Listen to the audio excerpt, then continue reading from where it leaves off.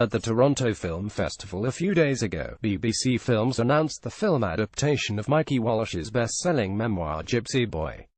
The wrenching story of a Romany gypsy born into a tough family of bare-knuckle boxers, and moving away from that background with difficulty after realizing HESK is being turned into a father-son drama. While the main character Mikey has not yet been cast, Variety announced that Wals's father, Frank, will be played by Benedict Cumberbatch. But casting Cumberbatch goes far beyond the realm of tone-deafness. With talk of whitewashing now rife in the film industry, there should be some kind of response to this decision. Cumberbatch is from the most privileged echelons of British society, playing one of the nation's most disadvantaged ethnic minorities.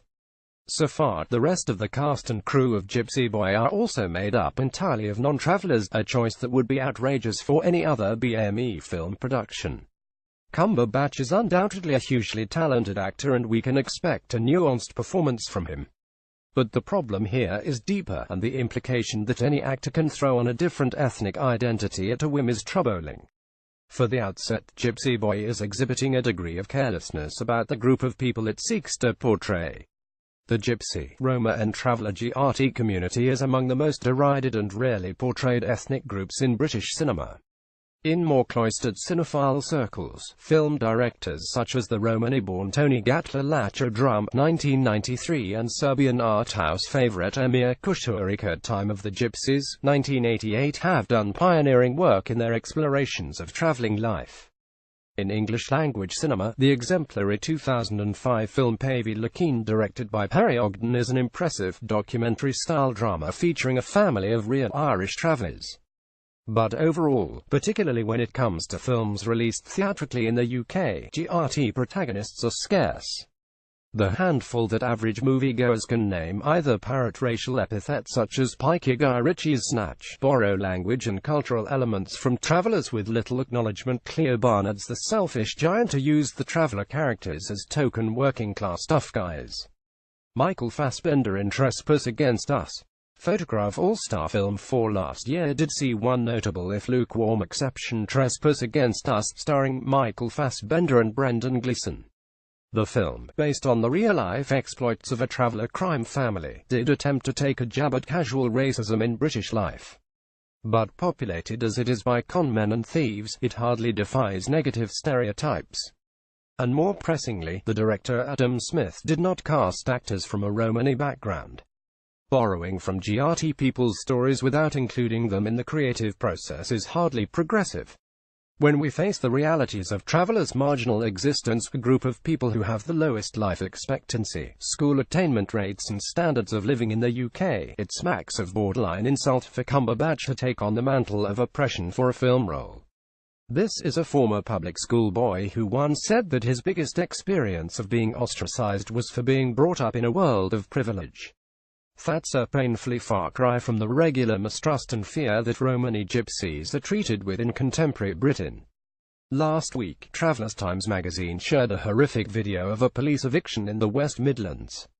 Although there were no charges for resisting arrest, and no other crimes were committed, a police dog attacked an unarmed gypsy man.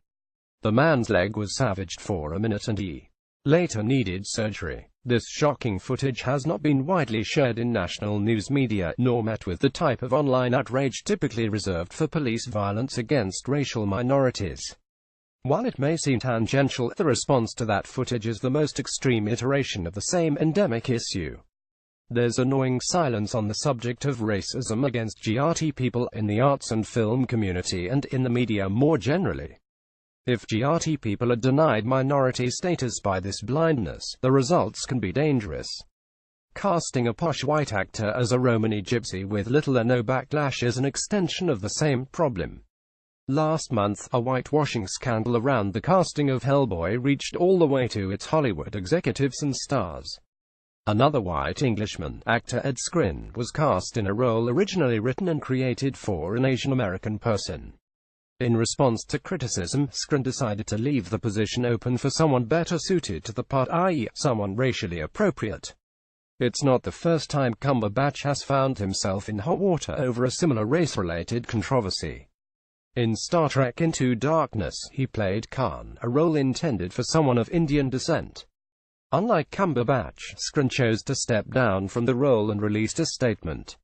"It is clear," he wrote, "that representing this character in a culturally accurate way holds significance for people, and that to neglect this responsibility will continue a worrying tendency to obscure ethnic minority stories and voices in the arts."